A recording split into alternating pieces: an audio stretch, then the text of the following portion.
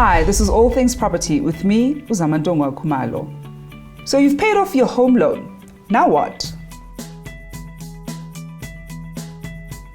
So you've been paying a little extra into your home loan and have settled it before the required date. You now need to decide whether you want to keep that facility or go through the bond cancellation process.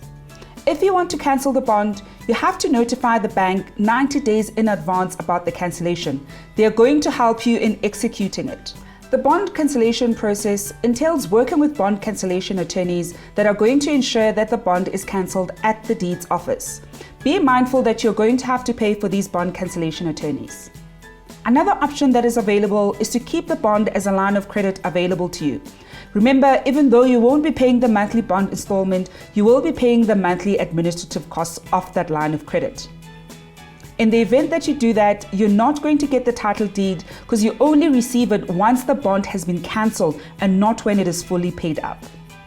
For more tips and advice on all things property, visit our blog on www.builders.co.za.